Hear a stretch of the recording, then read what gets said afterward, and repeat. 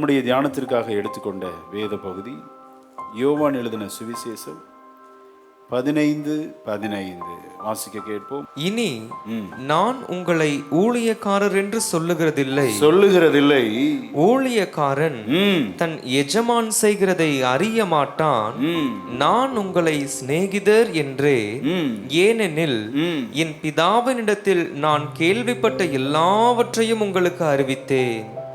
சகல வியாதியையும் குணமாக்க வல்லவர்,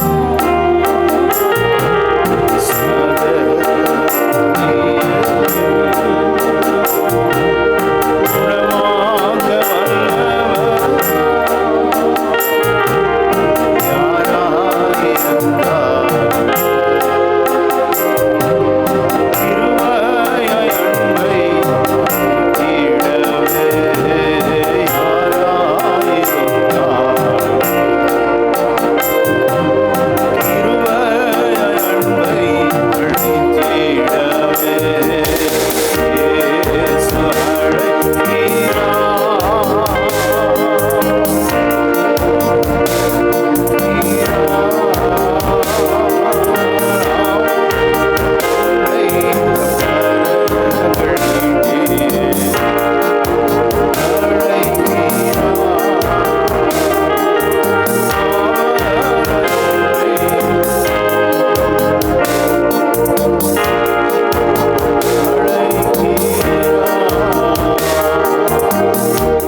ஆக வசனத்தை வாசிக்கிற நம்மை ஆண்டவர் எப்படி இருக்க அழைக்கிறார்? சிநேகிதராய், ஒரு இன்டிமேட் ஃப்ரெண்ட், ஒரு உயிர் நண்பன். ஒருபோதும் தனக்கு இருக்கிற ரகசியத்தை மறைக்க மாட்டான். திறந்த புஸ்தகமாய் அப்படியே சொல்லி விடுவான். தேவனுக்கும் நமக்கும் உள்ள உறவு பல நிலைகள் உண்டு, அப்படிதானே? அவர் செடி, நாம் யார்? கொடி. அவர் செடி, நாம் கொடி. அவர் மேய்ப்பன், நாம் ஆடுகள். அவர் தகப்பன், நாம் பிள்ளைகள். அவர் மணவாளன், மணவாட்டி. அவர் எஜமான், நாம் வேலையாள். அவர் ராஜா, அவரது சிங்காசனத்தின் பிரஜையாய் இருக்கிறோம். இப்படி ஆண்டவருக்கும் நமக்கும் உள்ள அந்த உறவு அநேகம் இருக்கிறது. அவர் தலை, சபை, சரீரம், சரீரத்தின் ஒவ்வொரு அவயவங்களாய் இருக்கிறோம். பார்த்தீங்களா? அவர் தலைவர், நாம் தொண்டன். இப்படி அநேக ரோல் இருக்கு. ஆனா ஸ்தோத்திரம், சிறந்த ரோல் அப்படின்னா இன்றைக்கு நாம் தியானிக்க போகிற சிநேகிதன். அல்லேலூயா! சிநேகிதன், ஒரு நல்ல நண்பன் மறைக்கவே மாட்டாங்க. நம்ம நினைக்கிறோம் பெற்றோர் பிள்ளைகள் பயங்கர க்ளோஸ். வளர வளர பார்த்தீங்கன்னா பெற்றோருக்கும் பிள்ளைகளுக்கும் ஒரே சண்டையாக இருக்கும். அப்போ வளர வளர சில உறவுகளுக்குள் விரிசல் ஏற்படுகிறது. சகோதர சகோதரிகள் உறவுகளுக்குள் விரிசல் ஏற்படுகிறது. ஆனால் சிநேகிதன் பாருங்க, ஸ்தோத்திரம், அப்பா அம்மாட்ட சொல்லாதத பிள்ளைகள் யார்கிட்ட சொல்லுவாங்க? சிநேகிதன்ட்ட மனம் திறந்து பேசுவாங்க. எல்லாம் அப்பா அம்மாட்ட பேச முடியுமா? எல்லாம் பேச முடியாது. வளர வளர பயங்கர டிஸ்டன்ஸ், பயங்கர கம்யூனிகேஷன் கேப். அப்போ பார்க்குறாரு இந்த பிள்ளைகள் எப்படி இருக்கிறாங்களேன்னு சொல்லி அடுத்த ரோல் ஆண்டவர் தெரிந்தெடுத்துக் கொள்ளுகிறார், சிநேகிதன். ஆமென். ஸ்தோத்திர ஆராதனை வேளையில தேவன் நம்மை சிநேகிதராக அழைக்கிறார். ஆமென். எத்தனை பேருடைய அழைப்பை ஏற்றுக்கொள்ள ஆயத்தமா இருக்கிறோம்? அப்பா அம்மாவின் இடத்தில் சொல்ல முடியாததை ஆமென் சிநேகிதனிடத்தில் சொல்லலாம். அவரும் தமக்கு பிரியமானதை உங்களுக்கு கற்றுக் கொடுப்பார். அல்லேலூயா! சிலர் சொல்லுவாங்களே, என்ன குசு குசு நீ 2 பேரும் பேசிக்கிட்டே இருக்கிறீங்க. அப்போ ரொம்ப ரகசியத்தை பேசுகிறவர்கள் யார்? சிநேகிதர்கள். ஆண்டவர் திருச்சபையை ஒரு சிநேகிதராய் ரகசியத்தை சொல்லி கொடுத்து ஆண்டவரோடு அந்த இன்டிமேட், அந்த ஃபெல்லோஷிப்புக்குள்ள தேவன் உங்களை அழைக்கிறார். எத்தனை பேர் ஆயத்தமா இருக்கிறோம்? இப்படி ஆண்டவரோடு ரொம்ப நெருக்கமான ஒரு உறவை கொண்டிருந்த ஒரு பக்தை நம்ம தியானிக்க போகிறோம். ஒரு சிநேகிதன் எப்படிப்பட்டவனாக இருக்க வேண்டும்? அவன் ஆண்டவருக்கு, முதல் குறிப்பு, அவன் ஆண்டவருக்கு பணிவிடை செய்ய வேண்டும். 2ஆம் குறிப்பு, ஆண்டவருக்கு சிநேகிதனாய் இருக்கிறவன் குடும்பத்திற்கு பணிவிடை செய்ய வேண்டும். மூன்றாவது குறிப்பு, ஆமேன், பிறருக்கு பிரயோஜனமாய் வாழ வேண்டும். அல்லேலூயா. ஆண்டவருக்கு சிநேகிதராய் இருக்கிறவர்கள் ஆண்டவருக்கு பணிவிடை செய்ய வேண்டும். இரண்டாவது, தன் குடும்பத்திற்கு பணிவிடை செய்ய வேண்டும். மூன்றாவது, பிறருக்கு ஆசீர்வாதமாக இருக்க வேண்டும். அப்படி ஆண்டவரோடு இன்டிமேட் ஃபெல்லோஷிப், அந்த ஃப்ரெண்ட்ஷிப்பில் இருந்த ஒரு தேவதாசன், அவனை ஆண்டவர் விசிட் பண்ணுறாருங்க. விசிட் பண்ணி, இந்த ரகசியத்தை உனக்கு நான் சொல்லட்டுமா அப்படிங்கிறார். சில காரியத்தை உங்களோடு பேச விரும்புகிறார். இன்று முதல் ஆண்டவரோடு அந்த உறவில் வளரும்படி கர்த்தர் உங்களை அழைக்கிறார். அல்லேலூயா. ஆக ஒரு உற்ற சிநேகிதன், வாசிக்கலாம் ஆதியாகமம் 18ஆம் அதிகாரம் 18ஆம் வசனத்தை வாசிக்கலாம். ஆதியாகமம் 18:18. நான் செய்ய போகிறதை ஆபிரகாமுக்கு மறைப்பேனோ. ஆபிரகாமை கர்த்தர் சிநேகிதனாக அந்த ஃபெல்லோஷிப்ல இருக்கிறார், சிநேகம் பாராட்டுகிறார். எப்படி நான் மறைக்க முடியும்? ஆபிரகாமிடத்தில் தான் எல்லா ஆசீர்வாதங்களும் அவனுக்குள் வெளிப்பட போகிறது. ஒருவேளை இன்றைக்கு ஈசாக்கு இல்லாம இருக்கலாம். இந்த வசனத்தை கேட்கிற உங்க வாழ்க்கையில ஆசீர்வாதம் இல்லாமல் வெறுமையான நிலையில் வந்திருக்கிறீங்களா? இன்றைக்கு ஆண்டவர் உங்களோட இடைப்பட்டு உங்கள் மூலம், உங்கள் குடும்பத்தின் மூலம் அநேக ஜாதிகளுக்கு நீங்கள் ஆசீர்வாதமாய் மாறப் போகிறீர்கள். அல்லேலூயா. ஆகவே உங்களோடு பேசி உங்களுக்கு சில ரகசியத்தை சொல்லிக் கொடுக்க போகிறார். முந்தின வசனத்தை வாசிக்கலாம். ஏன் ஆபிரகாமோடு அத்தனை இன்டிமேட் ஃப்ரெண்ட்ஷிப்? வாசிக்கலாம். அப்பொழுது கர்த்தர் ஆபிரகாம் பெரிய பலத்த ஜாதியாவதினாலும் அவனுக்குள் பூமியில் உள்ள சகல ஜாதிகளும் ஆசீர்வதிக்கப்படுவதினாலும் நான் செய்ய போகிறதை ஆபிரகாமுக்கு மறைப்பேனோ. அல்லேலூயா. இந்த மாதம் நமக்கு வாக்குத்தத்தம் என்ன?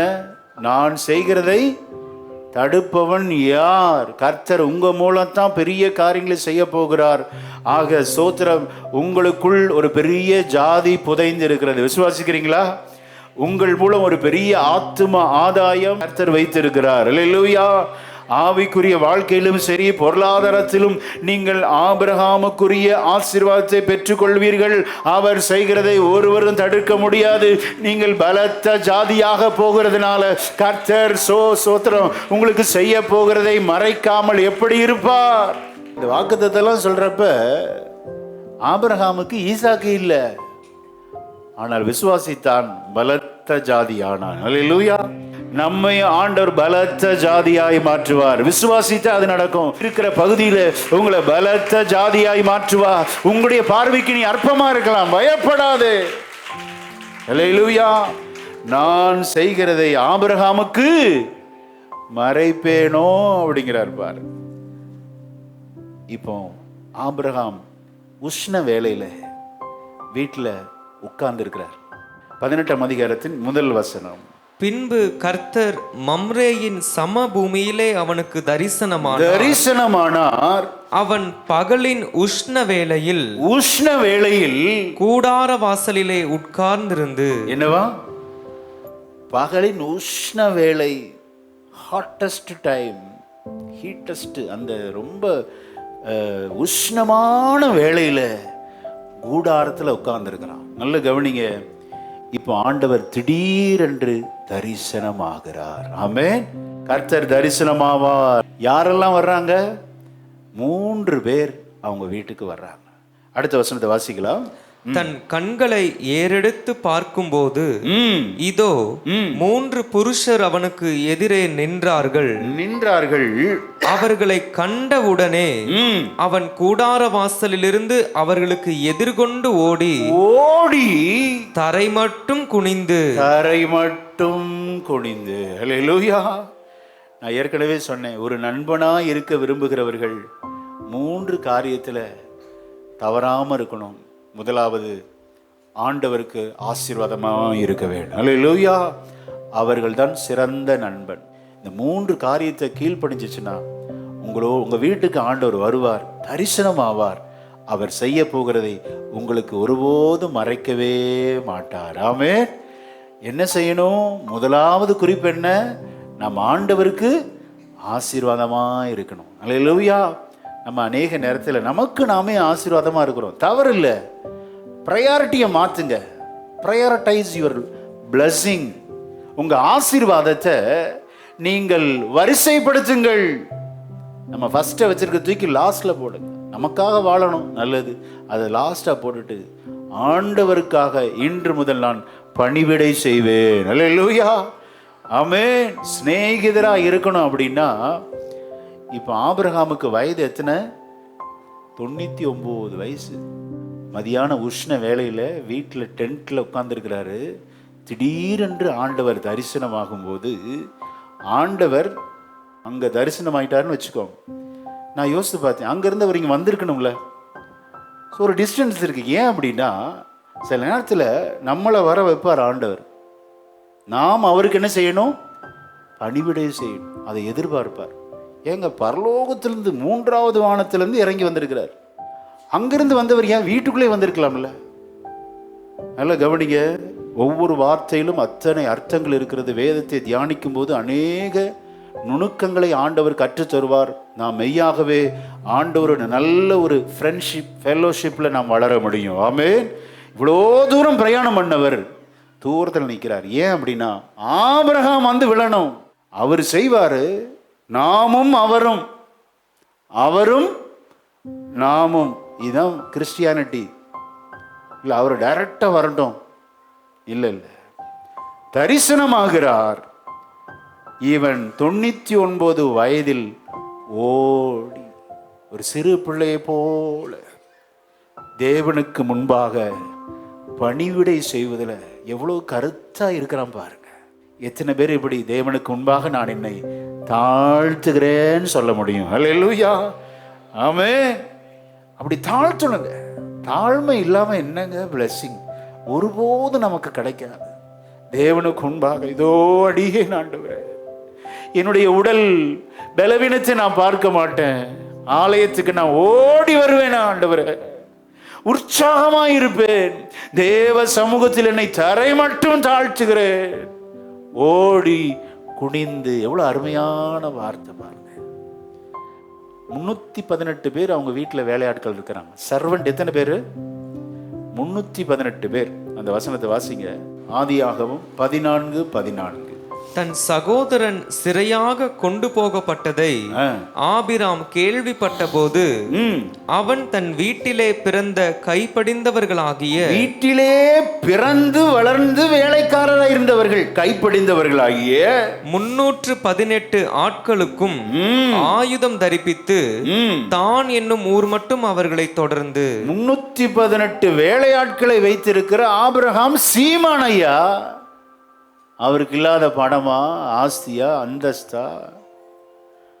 ஆனா தேவன் என்று ஒன்று வந்துவிட்டால், தேவ சபைக்குள்ளே வந்துவிட்டால், நம்முடைய பதவி, அந்தஸ்து, நம்முடைய கையிருப்பு, நம்முடைய ஆசி எதுவுமே காமிக்க கூடாது. தேவனிடத்தில் பணிந்து குனிந்து முழங்கார் படியிட்டு ஆண்டவரை ஆராதிக்கணும். அல்லேலூயா. அதுல வெட்கப்படவே கூடாது. ஆண்டவரை ஆராதிக்கிறப்ப என்ன செய்யணும்? எந்திரிச்சு பயபக்தியோடு அவரை தொழுது கொள்ளணும். ஆண்டவர் கொடுக்குற கணம் எங்க? ஆண்டவரை பயத்தோடு நாம் சேவிக்கிறோமா? பயபக்தியோடு சேவிக்கிறோமா? அதெல்லாம் வாட்ச் பண்ணுவாருங்க.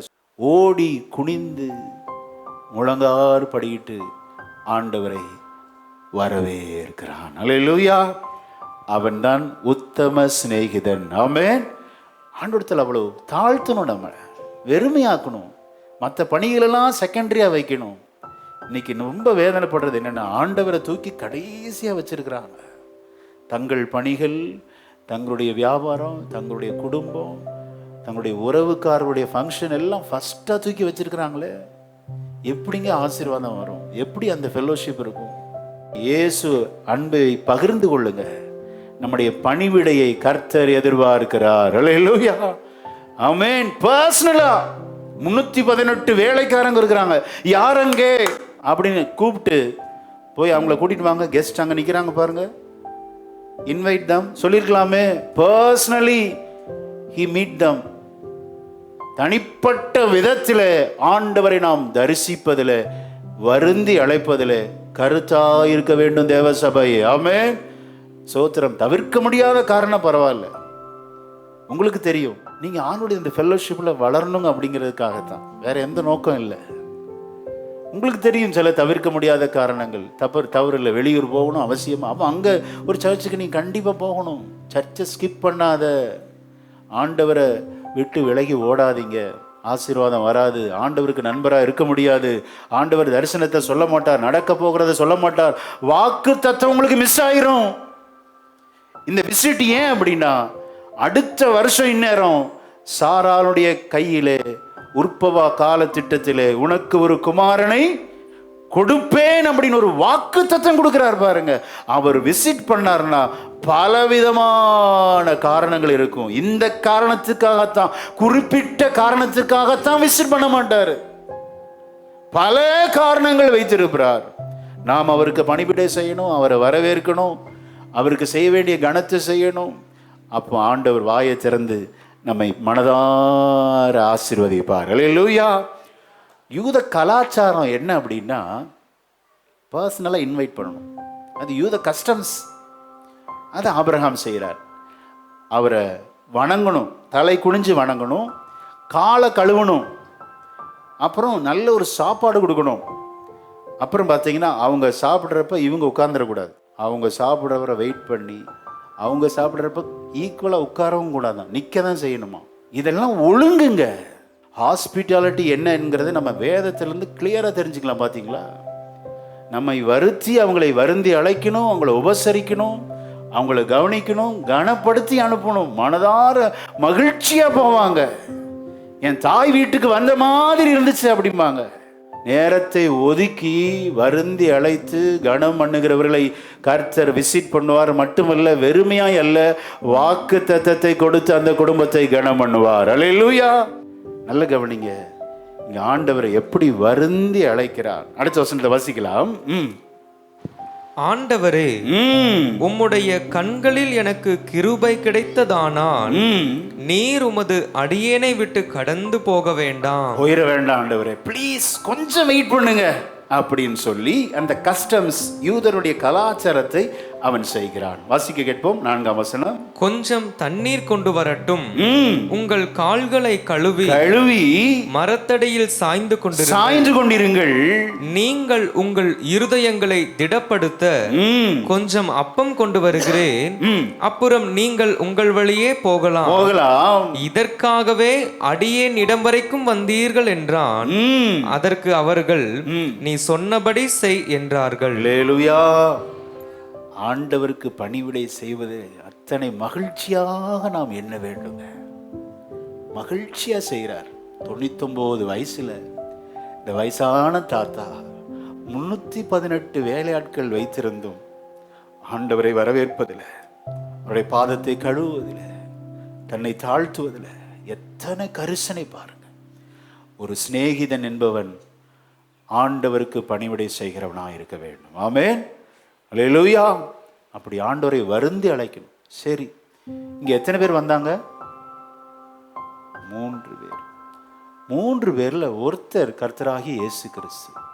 மற்ற 2 பேர் யார் அப்படின்னா, வாசிக்க கேட்போம். 22ஆம் வசனத்தை வாசிக்கலாம். அப்பொழுது அந்த புருஷர் அவ்விடம் விட்டு சோதோமை நோக்கி போனார்கள். ஆபிரகாமோ பின்னும் கர்த்தருக்கு முன்பாக நின்று கொண்டிருந்தான். யாருக்கு முன்பாக? ஒருத்தர் கர்த்தர், 2 புருஷர். யார் புருஷர் தான் சொல்லப்பட்டிருக்கிறது. 19ஆம் அதிகாரம் 1 வசனத்துல கிளியரா சொல்றது. வாசிக்க கேட்போம். அந்த 2 தூதரும் சாயங்காலத்திலே சோதோமுக்கு வந்தார்கள். 2 தூதர் புறப்பட்டு போய்விட்டார்கள். ஏஞ்சல்ஸ். ஒருவர் கர்த்தர். அப்போ ஆண்டவர் வரும்போது யாரோடு கூட வருகிறார்? தூதர்களோடு வருகிறார். நல்ல கவனிங்க. அந்நியரை உபசரிக்க மறவாதிருங்கள். வாசிக்க கேட்போம். சில நேரத்தில் நம்முடைய வீட்டில் நேராக வரமாட்டார், அந்நியர் போல வருவார். அந்த வசனத்தை வாசிக்கலாம். எபிரேயர் 13:1-2. எபிரேயர் 13:1-2. சகோதர சிநேகம் நிலைத்திருக்க கடவது. அந்நியரை உபசரிக்க மறவாதிருங்கள். அதனாலே சிலர் அறியாமல் தேவதூதரையும் உபசரித்ததுண்டு. சிலர் அறியாமல் தேவதூதரையும், அது ஆபிரகாமை பத்தி சொல்லி எபிரேயர் 13:2 படி அந்நியரை உபசரிக்க நாடுங்கள், மறவாதிருங்கள். சில வேளையில் சில நேரம் அறியாமல் தேவதூதரும் வந்து உட்கார்ந்துருப்பாங்க. நாம் உபசரிப்பு, ஹாஸ்பிட்டாலிட்டியை திருச்சபை விட்டுவிடவே கூடாது. அல்லேலூயா. ஒருத்தர் கர்த்தர், மற்ற 2 பேர் யார்? தூதர்கள். கண்டிப்பா ஆபிரகாம் கண்டுபிடிச்சிருப்பார். ஆபிரகாம் ஆண்டவரோடு வந்த தூதர்களுக்கு என்ன செய்கிறார்? பணிவிடை செய்கிறார். ஏன்னா ஆபிரகாம் என்ன செய்யணும்? அங்க வந்து கூப்பிடணும், தரிசனமாவார். ஆனா அங்க வந்து கூப்பிட வேண்டியது யாருடைய கடமை? ஆபிரகாமுடைய கடமை. 2 தூதர்கள் கர்த்தரோடு வருகிறார்கள். அல்லேலூயா. அப்போ தூதர்களுக்கு பணிவிடை செய்தான் பக்தன் ஆபிரகாம். எப்படி பணிவிடை செய்தான்? பர்சனலி, தனிப்பட்ட விதத்தில் பணிவிடை செய்தாங்க. தனிப்பட்ட விதம். 318 ஆட்களை கூப்பிடல, தனியாக இருந்து தேவனுக்கு பணிவிடை செய்வதில் ஆபிரகாம் கருத்தா இருந்தான். அந்த வயசுல அவன் எப்படி ஆண்டவருக்கு பணிவிடை செய்தான் அதை பார்த்து விட்டு அடுத்த குறிப்புக்கு போகலாம். 6ஆம் வசனத்தை வாசிக்கலாம். அப்பொழுது ஆபிரகாம் தீவிரமாய் கூடாரத்தில் சாராளிடத்திற்கு போய் நீ சீக்கிரமாய் 3 படி மெல்லிய மாவு எடுத்து பிசைந்து அப்பம் சுடு என்றான். அல்லேலூயா. சீக்கிரமாய். ஆண்டவருக்கு நாம் எப்படி பணிவிடை செய்ய வேண்டும்? தாமதமாய் அல்ல, சீக்கிரமாய், இம்மீடியட்லி, உடனடியாக. கால தாமதம் செய்யக்கூடாது, ஸ்பீடிலி. கவனிங்க, 3 படி மெல்லிய மாவு, கிட்டத்தட்ட 8.5 லிட்டர்னு சொல்றாங்க. ஸோ ஆண்டவருக்கு கொடுக்கறது 3 பேர் தானே, கொஞ்சம் தானே அப்படின்னு கொஞ்சம் எடுக்கல. அந்த அம்மாவுக்கு வயசு என்ன? 89 வயசு. யோ, யாருன்னே தெரியாது 3 பேரை கூட்டிகிட்டு வந்து 3 படி மாவு எடுக்க சொல்கிற, வேலையை பாரு அப்படின்னு சாரால் சொல்லலை. அப்போ யோசித்து பார்த்தேன், குடும்பத்தை எவ்வளோ அழகாக வச்சிருக்கிறார் பாருங்க. கணவன் மீது அத்தனை மரியாதை. எங்கள் அத்தா சொல்லிட்டா அது கரெக்டாக இருக்கும், அதில் ஒரு மிஸ் இருக்காது. யாரையோ தெரியாத 3 பேரை கூட்டிகிட்டு வந்து வேலையாளர் பேசையே சொல்லாமல் என்ன போய் 89 வயசு என்ன போய் இந்த பாடுபடுத்துறியா ஐயா அப்படிலாம் கேட்டாளா? கீழ்ப்படிதல். சிறந்த மனைவி தன்னுடைய கணவனுக்கு அப்படியே கீழ்ப்படிவாள். என்ன ஒரு தியானம் பாருங்க. தியானிக்க தியானிக்க குடும்பத்துக்கும் சரி, நம்முடைய தனிப்பட்ட வாழ்க்கையிலும் சரி, ஸ்தோத்திரம், அநேக பாடங்களை வேதம் நமக்கு கற்றுக் கொடுக்கிறது. ஹல்லேலூயா. கணவன் சொல்றதை என்ன செய்யக்கூடாது? தட்டவே கூடாது. இதில் கணவன் மாட்டிக்குவாங்க. அப்போ நம்ம எடுக்கிற டிசிஷன் எப்படி இருக்கணும்? கரெக்டாக இருக்கணும். விளையாட்டுக்காக எடுத்துடக்கூடாது. அவங்க தட்டாமல் கீழ்ப்படிஞ்சிருவாங்க. அப்போ நம்ம எடுக்கிற டெசிஷன் எவ்வளோ ஸ்ட்ராங்காக கரெக்டாக இருக்கணும் பாருங்க.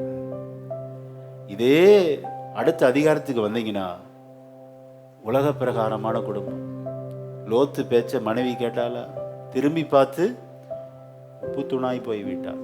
பிள்ளைகள் மருமக்கமாரை போய் கூப்பிடாரு, மருமக்கமார்களே தயவுசெய்து வாங்க, தேவதூதர் வந்திருக்கார் வீட்டுக்கு, அழிக்க போறாங்களாம். பரியாசம் பண்ணி அனுப்பிட்டான். ஸோ ஃபியூச்சர்லெஸ் ஒரு ஹோம் அப்படின்னா கணவன் மனைவிக்குள்ள அண்டர்ஸ்டாண்டிங் இல்லை, வரப்போகிற மருமக்கமாருடைய அண்டர்ஸ்டாண்டிங் இல்லை, பிள்ளைகள் தகாத உறவோடு மோவாபியரை பெற்றார்கள். பார்த்தீங்களா, குடும்பமே நாசமா போயிடுச்சு. ஆவிக்குரிய குடும்பம் ஆபிரகாம் குடும்பத்தை போல இருக்க வேண்டும். அல்லேலூயா. அதான் சிநேகிதன். சிநேகிதன் தேவனுக்கு பர்சனலி பணிவிடை செய்ய வேண்டும். பணிவிடை வீட்டாரையும் செய்ய வைக்கிறான் பாருங்க, மனைவியும் அதில் ஒரு பங்கு வைக்கிறான். அடுத்து பார்த்தீங்கன்னா அடுத்த வசனத்தில் அந்த 318 ஆட்கள் வேலைக்கார் அவர்களையும் பணிவிடை செய்ய வைக்கிறான். சிலர் பார்த்தீங்கன்னா அவங்க பணிவிடை செய்வாங்க, ஆனால் பிள்ளைங்க பணிவிடை செய்ய மாட்டாங்க, மனைவி செய்ய மாட்டாங்க, வீட்டார் யாரும் செய்ய மாட்டாங்க. அப்போ ஆபிரகாம் எவ்வளோ அருமையான ஒரு வாழ்க்கையை வாழ்ந்திருக்கிறார். அவரும் பணிவிடை செய்கிறார், மனைவியும் ஆண்டவருக்கு பணிவிடை செய்ய வைக்கிறார். ஸ்தோத்திரம். வீட்டார் அந்த வேலைக்காரரையும் பணிவிடை செய்ய வைக்கிறார். அடுத்த வசனத்தை வாசிக்கலாம். 7ஆம் வசனம். ஆபிரகாம் மாட்டு மந்தைக்கு ஓடி, எத்தனை வயசுல? 99 வயசுல ஓடுறாரு. ஹியர் அண்ட் தேர் ஹரிபரியா இருக்கிறார். ஓடி ஒரு நல்ல இளங்கன்றை பிடித்து, இளம் கன்றை பிடித்து வேலைக்காரன் கையிலே கொடுத்தான். அவன் அதை சீக்கிரத்தில் சமைத்தான். அப்பா, வேலைக்காரன் பாருங்க. எஜமான் எப்படியோ வேலைக்காரன் அப்படி. ஒரு லீடர்ஷிப்னா இப்படிதாங்க இருக்கணும். ஒரு தலைமைத்துவத்துக்கு சிறந்த பாடங்களை இந்த 18 அதிகாரம் கற்றுக் கொடுக்கிறது. தலைவன் என்பவன் தன்னை தாழ்த்துகிறவனாய் இருக்க வேண்டும். அல்லேலூயா. மட்டுமல்ல, தலைவன் என்பவன் ஸ்தோத்திரம் பணிவிடை செய்கிறவனாய் இருக்க வேண்டும். ஆமென். குடும்பத்தை தேவனுக்கு பணிவிடை செய்ய வைக்க வேண்டும். மட்டுமல்ல, வீட்டில் இருக்கிறவர்களையும் இவன் எப்படி சேம் ஃப்ரீக்குவன்சியோ அதே ஃப்ரீக்குவன்சியில வேலைக்காரர் சீக்கிரத்தில் சமைத்தார்கள். எவ்வளவு ஒரு நல்லதொரு குடும்பம். ஆமென். ஆண்டவருக்காக நான் பணிவிடை செய்வேன் என்று எத்தனை பேர் வாக்கு கொடுக்க முடியும்? சீக்கிரத்தில் சமைத்தான்.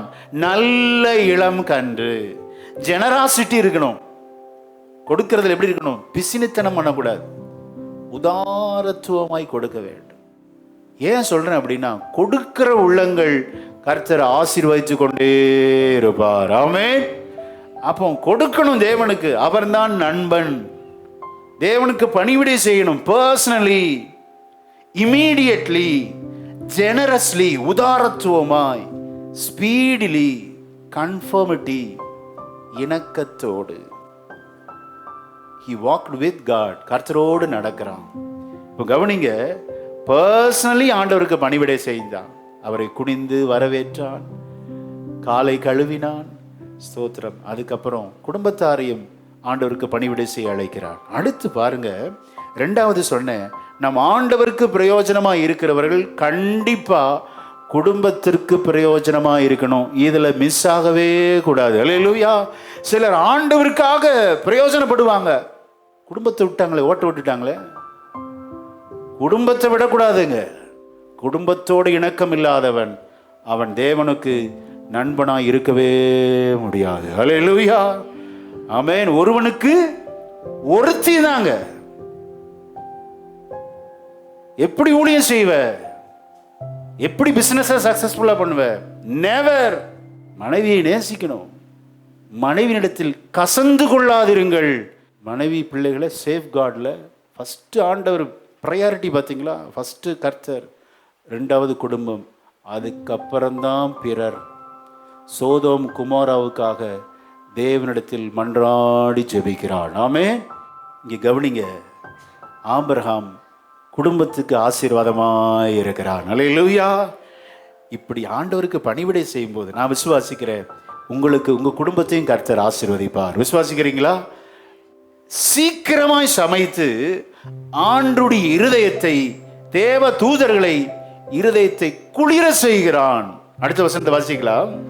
ஆபிரகாம் வெண்ணெயையும் பாலையும் சமைப்பித்த கன்றையும் எடுத்து வந்து அவர்கள் முன்பாக வைத்து அவர்கள் அருகே மரத்தடியில் நின்று கொண்டிருந்தான்.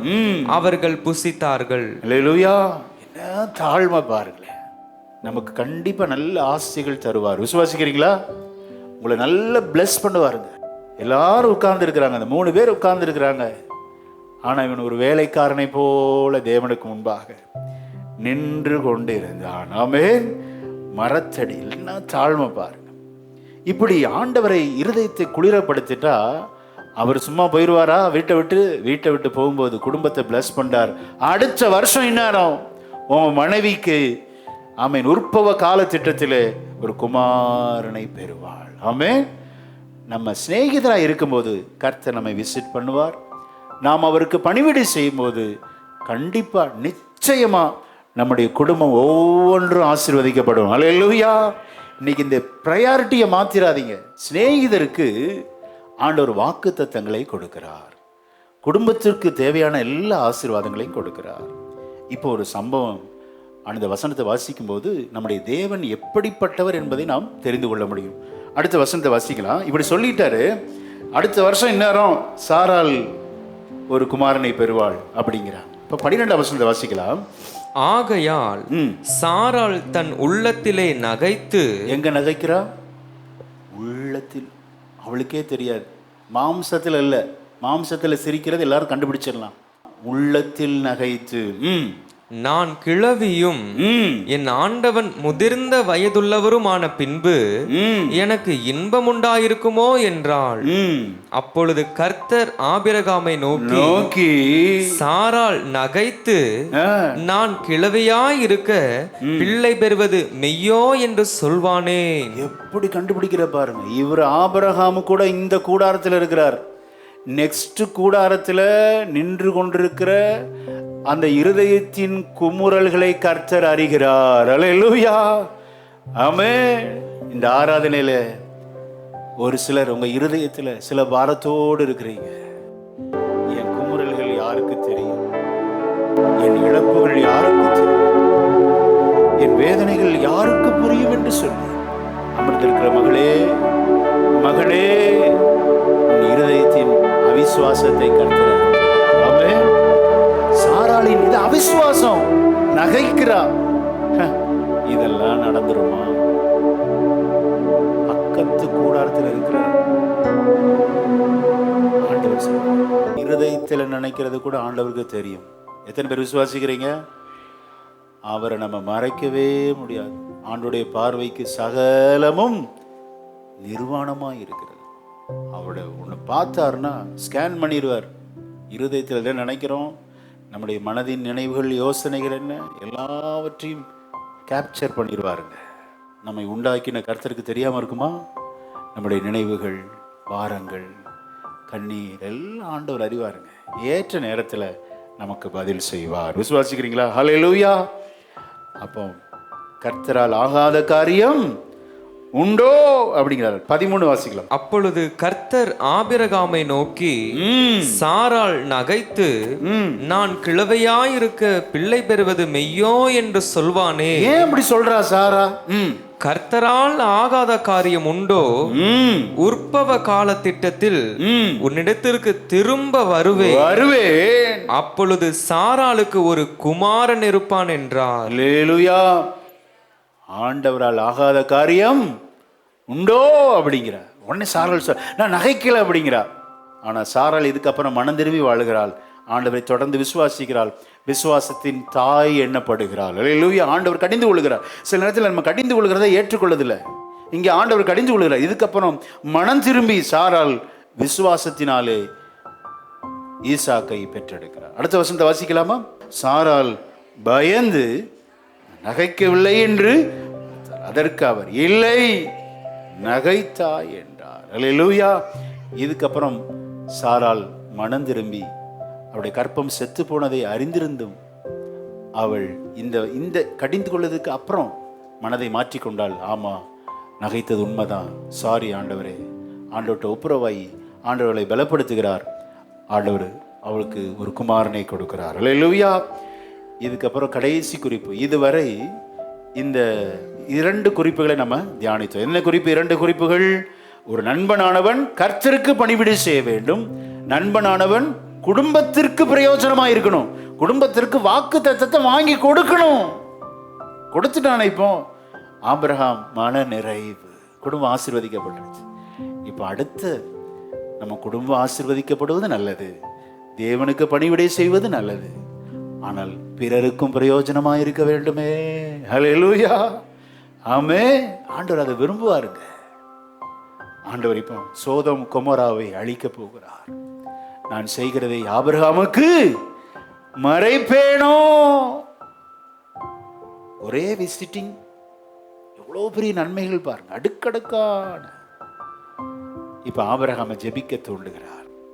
எல்லா இடத்துலையும் குடும்பத்தை கூட்டிட்டு போலாமா அப்படின்னா இல்லை.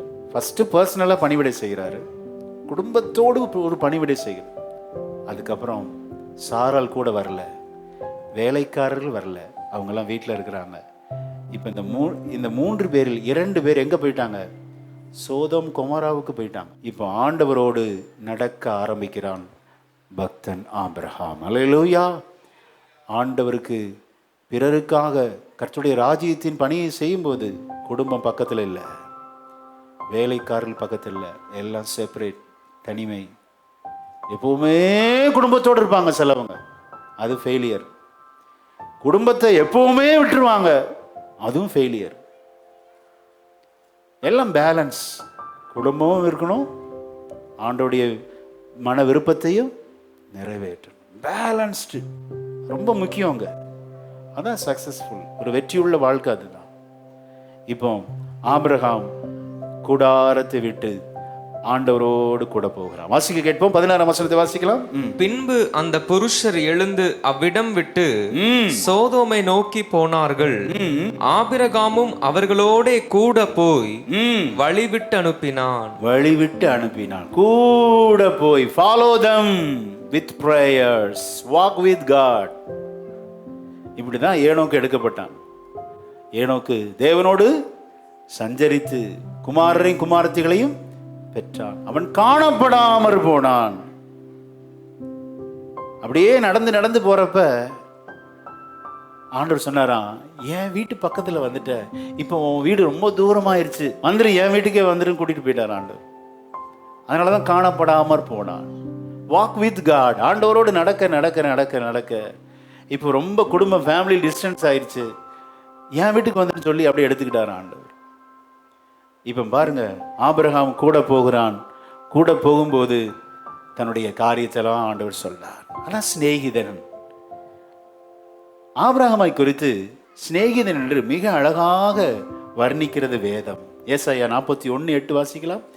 ஏசாயா 41:8. என் தாசனாகிய இஸ்ரவேலே, நான் தெரிந்து கொண்ட யாக்கோபே, என் சிநேகிதனான ஆபிரகாமின் சந்ததியே. என் சிநேகிதனான ஆபிரகாம் ஆண்டவரோடு நடந்தான், ஆண்டவருக்கு பணிவிடை செய்தான், ஆண்டவருக்கு ஆசீர்வாதமாயிருந்தான், குடும்பத்துக்கு ஆசீர்வாதமாயிருந்தான். இப்பொழுது பிறருக்கு ஆசீர்வாதமாக தேவன் அவனை அழைக்கிறார். நல்ல கவனிங்க, ஆபிரகாமை குறித்து தேவனுக்கு இருந்த அந்த கான்ஃபிடென்ட் என்ன அப்படின்னா, ஆபிரகாமை நான் அறிந்திருக்கிறேன் என்று சொல்லுகிறார். 19ஆம் வசனத்தின் கடைசியை வாசிக்க கேட்போம். கர்த்தருடைய வழியை காத்து நடவுங்கள் என்று கட்டளையிடுவான் என்பதை அறிந்திருக்கிறேன். நான் ஆபிரகாமை 100% அறிந்திருக்கிறேன். என்ன ஒரு இன்டிமேஷன், அந்த ஃபெல்லோஷிப் பாருங்க. மறைப்பேனோ அப்படிங்கிறாரு. இப்போ சொல்கிறார், சோதோம் குமாரவை குறித்து பாவம் மிகவும் கொடிதா இருக்கிறது, நான் இறங்கி போய் அந்த பாவத்தின் நிமித்தம் அழிக்க போகிறேன். இந்த காலை வேளையிலே ஆபிரகாம் செய்தது போல நாமும் திறப்பில நிற்க கர்த்தர் நம்மை அழைக்கிறார். அல்லேலூயா. நீங்களும் நானும் இப்படி ஜெபிக்காட்டி சீக்கிரத்தில் அவனுடைய வருகை தாமதித்தால் இந்த பட்டணம் அழிந்து போகும். ஜெபிக்கணும். நீங்கள் நானும் ஜெபிப்பதற்காக பாரப்படுத்துவார், நம்மை பாரப்படுத்துவாருங்க. சும்மா சுயநலமா சுத்திட்டு இருக்க கூடாது. ஆபிரகாமை தனியா கூடாரத்திலிருந்து அழைத்து வந்து ஜெபிக்க வைக்கிறார். அவர் என்ன ஜெபிக்க வைக்கிறார் அப்படின்னா, ஆபிரகாம் அவனுடைய தாழ்மையான வேண்டுகோள் பாருங்களேன், அந்த ஃபெல்லோஷிப், கர்த்தருக்கு முன்பாக நிற்கிறவன். ஆமென். 22ஆம் வசனத்தை வாசிக்க கேட்போம். 22ஆம் வசனம். அப்பொழுது அந்த புருஷர் அவ்விடம் விட்டு சோதோமை நோக்கி போனார்கள். ஆபிரகாமோ பின்னும் கர்த்தருக்கு முன்பாக நின்று கொண்டிருந்தான். நின்றுகிட்டே இருக்கிறார். இப்ப பக்கத்துல யாரும் இல்ல, சாராள் இல்ல, வேலைக்காரர்கள் இல்ல. சில நேரத்தில் நம்ம தேவன் தனிமைப்படுத்துவார். ஏன் அப்படின்னா, அவருடைய இருதயத்தை நம்ம அறிந்து கொள்ளணும். அவருடைய இருதயத்தை அறிந்து சோதம் குமாரவுக்காக கருத்தோடு ஜெபிக்க சபையை இன்றைக்கு ஆண்டவர் அழைக்கிறார். அல்லேலூயா. ஆமென். குடும்பத்தாருக்கு ஆசீர்வாதமாய் இருப்பது நல்லது, தேவனுடைய சபைக்கு ஆசீர்வாதமாய் இருப்பது நல்லது. ஆனால் பிறருக்கு ஆசீர்வாதமாய் இருக்கிறோமா? அதான் ஒரு கேள்வி. அழிந்து போகிறாங்களே. நின்று கொண்டு இருந்தான். தனிமைப்படணுங்க. அழிந்து போகிற ஆத்துமாக்களுக்காக கரிசனையோடு தேவ சபை ஜெபிக்கணும். இன்னைக்கு அப்படி ஜெபிக்க உங்களை அழைக்கிறார். ஆயத்தமா இருக்கிறீங்களா? உங்களுடைய காரியம் கண்டிப்பா ஜெயமா நடக்கும். உங்களுக்கு வாக்கு தத்தங்கள் உண்டு, உங்கள் குடும்பத்துக்கு வாக்கு தத்தங்கள் உண்டு, அது நடக்கும். ஆனால் அதே நேரம் அழிந்து போகிற ஜனங்களுக்காக யார் ஜெபிப்பார்கள்? ஆண்டவர் தமது பாரத்தை சொல்லும்போது ஒரு மத்தியஸ்தனை போல பேச ஆரம்பிக்கிறார். இங்கே முந்தின இந்த அதிகாரத்தின் பகுதியில் பாதியில ஆபிரகாம் அங்கங்க ஓடிக்கிட்டே இருந்தார். ஹியர் அண்ட் தேர். மந்தைக்கு போறாரு, எடுத்துட்டு வர்றாரு, பாலை கொண்டு வர்றார், வெண்ணெயை கொண்டு வர்றார், சமைக்கிறார். எல்லா ஆண்டவருக்கு பயங்கர பணிவிடை. ஆனா இங்க பணிவிடையெல்லாம் கிடையாது. நின்று கொண்டு இருந்தார். இப்ப ஜெபிக்கிற ஒரு தேவதாசனாக இந்த திருச்சபையை கர்த்தர் அழைக்கிறார். அல்லேலூயா. ஜெபிக்கணும், தனிமைப்படு, தேவனுடைய பாரத்தை ஏற்றுக்கொள். இயற்கையை பாருங்க. எந்த மரமாவது அதனுடைய பழத்தை அது சாப்பிடுதா? பிறருக்கு கொடுக்கிறது எடுத்துக்கோ அப்படிங்குது. கல் எறிகிறவனுக்கும் பழங்களை கொடுக்கிறது. அது நம்ம செய்யறது இல்லையே. நாமே எல்லாம் சாப்பிட்டுட்டு இருக்கோம். ஆபிரகாம் தேவனுக்கு முன்பாக நின்று கொண்டிருந்தான். அல்லேலூயா. இப்ப பேச ஆரம்பிக்கிறார். பேசட்டுமா அப்படிங்கிறார். பேசு, அதுக்கு தானே வந்திருக்கிறேன். நீ எனக்கு பேசணும். அந்த சோதோம் கொமோராவுக்காக நீ பேசணும் ஆபிரகாம், நீ பேசணும் அப்படிங்கிறார். 50 நீதிமான்கள் இருந்தால் அழிப்பீரோ? ஏன் துன்மார்க்கனையும் நீதிமானையும் நீங்க அழிக்கிறீங்களே, இது உங்களுக்கே நியாயமா அப்படிங்கிறார். யோசிச்சு பாருங்க, இப்படிலாம் கேட்க விடலாமா? ஆனா பிறருக்காக நாம் பரிதபிக்க வேண்டியதில் கர்த்தர் என்ன செய்கிறார்? எதிர்பார்க்கிறார். அதான் சிநேகிதன்க. சும்மா சிநேகிதன் என்ன? பிறருக்காக பரிதபிக்க வேண்டும். 50 நீதிமான்கள் இருந்தால் சோதோம் கொமோராவை நீர் அழிப்பீரோ? இறங்குன்னு சொல்லல. சில இடத்துல ஆண்டவர் ஜட்ஜ்மெண்ட் கொடுத்துட்டாருன்னா அவ்வளவுதாங்க, அவ்வளவுதான். அதுக்கு மேல நோ கிரேஸ். அதனாலதான் சொல்றேன், கிருபையின் வாசல் அடைக்கிறதுக்கு முன்னாடியே இந்த வாசலுக்குள்ள வந்துடணும். இங்க ஆண்டவர் அழிக்கிறத முடிவு பண்ணிட்டாரு. ஆனா ஆபிரகாம் ஜெபித்தே ஆக வேண்டும். கிருபையா அழிக்காதீங்கலாம் சொல்லல, அழிப்பீரோ அப்படிங்கிறார். நீதிமான் இருக்கிறான். இவன் மனசு ஃபுல்லா என்ன அப்படின்னா, அங்க லோத்து இருக்கிறார், மனைவி, 2 பிள்ளைங்க. அவங்களுக்கு கல்யாணம் ஆனா பேத்தி இருப்பாங்க. எப்படியும் லோத்தின் மூலம் கண்டிப்பா ஒரு 15-20 பேராவது ஆத்ம ஆதாயம் பண்ணியிருப்பான். அப்படி ஒரு நப்பாசை. ஆகவே 50 ஸ்டார்ட் பண்றாரு. ஆண்டவர் சொல்றார், 50 நீதிமான்கள் இருந்தால் நான் சோதோ குமாரவை அழிக்க மாட்டேன். கொஞ்சம் இறங்கி வர்றார். 45 அழிப்பீங்களா? அவ்வளோ நம்பிக்கை தன் சகோதரன் மேல. இவன் ஆத்ம ஆதாயம் பண்ணியிருப்பான். இவன் பிள்ளைகள், மனைவி எல்லாம் ரட்சிக்கப்பட்டவங்க, மருமக்கமா ரட்சிக்கப்பட்டவங்களா இருப்பாங்க. பேர பிள்ளைங்க பிறந்திருக்கும். இவன் மூலம் ஒரு சிலராவது ரட்சிக்கப்பட்டிருப்பாங்க என்று மனக்கணக்கிலே 5 மட்டும் குறைக்கிறார். அழிப்பீரோ? லோத்து மட்டும்தான் நீதிமான். மனைவி திரும்பி உப்பு தூணாளா. ஒரு நீதிமான் இருந்தா ஆண்டவர் அதை அழிச்சிடாரு பாரு. 45 வந்துச்சு. இப்ப 40 குறைக்கிறார். இதெல்லாம் பேசுறப்ப பயபக்தியோடு பேசுகிறார். நம்முடைய ஜெபம் ரொம்ப பக்தியா இருக்கணும். அப்படி இப்படின்னு ஆர்டர் போட்டுறக்கூடாது ஆண்டவர்கிட்ட. அவர் அழகா ஜெபம் பண்றார். வாசிங்க, 25ஆம் வசனத்தை வாசிக்கலாம். துன்மார்க்கனோடே நீதிமானையும் சங்கரிப்பது உமக்கு தூரமாயிருப்பதாக, உமக்கு தூரமாயிருப்பதாக. நீதிமானையும் துன்மார்க்கனையும் சமமாய் நடப்பிப்பது உமக்கு தூரமாயிருப்பதாக சர்வலோக நியாயாதிபதி நீதி செய்யாதிருப்பாரோ என்றான். நீதி செய்யாம இருப்பீங்களா அப்படிங்கிறான்.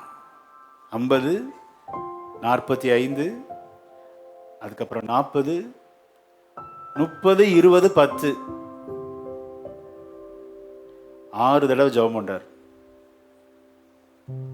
6 தடவையும் ஆண்டவர் சொல்றாரு. கடைசியில் 10 முடியுது. அப்ப யோசித்து பார்த்தேன். அவர் சொல்றாரு, 10 நீதிமான்கள் இருந்தா என்ன செய்ய மாட்டேன், கண்டிப்பா நான் அழிக்க மாட்டேங்கிறார். 10 நீதிமான்கள் இருக்கிற சபையை ஆண்டவர் என்ன பண்றாரு? கணம் பண்ணுகிற தேவன். ஆமென். அங்க ஜட்ஜ்மெண்ட் அனுப்ப மாட்டார் ஆண்டவர். 10 நீதிமான்கள் அங்க இல்ல. ஆகவேதான் சோதம் கொமாரா அழிக்க ஆண்டவர் இறங்கி வந்தார். சோத்திரம். தேவனோடு பிறருக்காக ஜெபிக்கும் போது நாம் நம்மை தாழ்த்தி ஜெபம் பண்ண வேண்டும். அல்லேலூயா, ஆமென். அவர் ஜெபிக்கிற அந்த ஒரு ஜெபத்தை மாத்திரம் வாசித்து நம்ம முடிப்போம். ஸ்தோத்திரம். 31ஆம் வசனத்தை வாசிக்கலாம். அப்பொழுது அவன், இதோ ஆண்டவரோடே பேச துணிந்தே 20 நீதிமான்கள் அங்கே காணப்பட்டாலோ என்றான். அதற்கு அவர், 20 நீதிமான்கள் நிமித்தம் அதை அழிப்பதில்லை என்றார். கடைசியான அந்த ஜெபத்தை எல்லாரும் சேர்ந்து வாசிக்கலாமா? 32ஆம் வசனத்தை எல்லாம் சேர்ந்து வாசிக்கலாம். அப்பொழுது அவன் ஆண்டவருக்கு கோபம் வராதிருப்பதாக இந்த ஒரு விசை மாத்திரம் பேசுகிறேன், 10 நீதிமான்கள் அங்கே காணப்பட்டாலோ என்றார். அவர் 10 நீதிமான்களின் நிமித்தம் என்றார். அல்லேலூயா, ஆமென். அப்ப நம்ம எல்லாம் ஆண்டவர் நீதிமான்களாய் மாற்றி இருக்கனால தான் இந்த பூலோகத்துல அநேக அழிவுகளை வராமல் பாதுகாத்து வைத்திருக்கிறார். நம்ம எதனால் நீதிமான்கள்? அவருடைய இரத்தத்தினால் கழுவப்பட்ட நீதிமான்கள். உங்களை குறித்து நீங்க தவறா ரொம்ப லோவரா எஸ்டிமேஷன் போட்டுறாதீங்க. நீங்களும் நானும் இருக்கிறனால தான் இந்த உலகத்துல இன்னும் ஆண்டவர் அழிவை அனுப்பாம இருக்கிறார். விசேஷமாக மனம் திரும்புகிற பாவி நிமித்தம் பரலோகம் சந்தோஷப்படும். அல்லேலூயா, ஆமென். ஆண்டவர் எப்படி இரக்கமுள்ளவரா இருக்கிறார். இந்த வசனத்தெல்லாம் வச்சு ஜெபிக்கணுங்க. எசேக்கியேல் 33:11 வாசிக்கலாம். எசேக்கியேல் 33:11. கர்த்தராகிய ஆண்டவர் உரைக்கிறது என்னவென்றால், நான் துன்மார்க்கனுடைய மரணத்தை விரும்பாமல்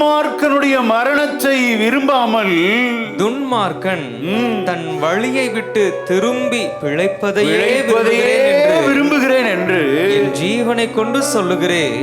இஸ்ரவேல் வம்சத்தாரே, உங்கள் பொல்லாத வழிகளை விட்டு திரும்புங்கள். நீங்கள் ஏன் சாக வேண்டும் என்கிறார் என்று அவர்களோட சொல்லு. அல்லேலூயா. துன்மார்க்கனுடைய மரணத்தை ஏசப்பா விரும்புறதே இல்லைங்க. யார் அவர்களுக்காக ஜெபிப்பது? நீங்களும் நானும் தான். நாம் ஆண்டவருக்கு சிநேகிதராய் இருக்க விரும்பினால் ஆண்டவருக்கு ஆசீர்வாதமாய் இருக்க வேண்டும். 2வது, குடும்பத்துக்கு ஆசீர்வாதமாய் இருக்க வேண்டும். 3வது, பிறருக்கு அழிந்து போகிற ஜனங்களுக்காக பரிதவிக்க எத்தனை பேர் ஆயத்தமா இருக்கிறோம்? மகா பரிசுத்தமும் கிருபையும் நிறைந்த எங்கள் பரலோக பிதாவே, நீர் எங்களோடு இடைப்பட்ட நல்ல வார்த்தைகளுக்காக நன்றி. உம்மோடு ஒரு நல்ல இன்டிமேட் ஃப்ரெண்ட்ஷிப், அந்த ஒரு நண்பன் என்ற ஐக்கியத்தில் நீர் அழைத்ததுக்காக ஸ்தோத்திரம் ஆண்டவரே. ஆபிரகாமை போல ஆண்டவரே, நீர் திடீரென்று வந்தாலும் உமக்கு பணிவிடை செய்வதில் நாங்கள் எப்பொழுதும் ஆயத்தமா இருக்கணும் ஆண்டவரே. எங்கள் வீட்டிற்கு நீர் திடீரென்று வரப்போக நாங்கள் விசுவாசிக்கிறோம். உமக்கு பணிவிடை செய்ய, உம்மை பிரியப்படுத்துவதில் ஜெனராசிட்டி, ஸ்பீடிலி, இமீடியட்லி அந்த நல்ல குணங்கள் எப்போதும் இருக்கணும் சுவாமி. ஆண்டவர் ஒரு தலைவனானவன் அப்படி நண்பனாக இருக்கும்போது குடும்பத்திற்கும் வாக்கு தத்தங்களை ஆசீர்வாதமாக பெற்றுத்தருகிறான் என்கிற ஆபிரகாம் கேரக்டர் போல நாங்கள் இருக்கணும்ப்பா. எங்கள் குடும்பத்துக்கு தேவ சமூகத்தில் அமர்ந்திருந்து ஆசீர்வாதங்களை நாங்கள் வாங்கி தரணும் ஆண்டவரே. நல்ல தலைமைத்துவம் அதுதானே சுவாமி. பிறருக்கும் நாங்கள் ஆசீர்வாதமாக இருக்கணும் ஆண்டவரே. இப்படிப்பட்ட நல்ல வார்த்தைகளை, மறைவான சத்தியங்களை இன்றைக்கு எங்களுக்கு வெளிப்படுத்தினதுக்காக ஸ்தோத்திரம். இந்த விதை 30, 60, 100 பலன் தருவதாக ஆண்டவரே. 10 நீதிமான்களை நீர் கனம் பண்ணுகிற தேவனப்பா. மைனாரிட்டி என்று ஒதுக்கி விடாமல் எவ்வளோ கருத்தாய் ஆண்டவரே அந்த வார்த்தையை நீர் சொன்னீர் சுவாமி. எங்கள் மூலம் திரளான ஜனங்கள் ரட்சிக்கப்பட ஆண்டவரே அதிகமாக நாங்கள் திறப்பிலே நிற்க எங்களுக்கு உதவி செய்வீராக ஆண்டவரே. ஸ்தோத்திரம். உங்கள் திருநாமம் மகிமைப்படுவதாக. இயேசுவின் நாமத்தில் ஜெபிக்கிறோம் நல்ல பிதாவே, ஆமென்.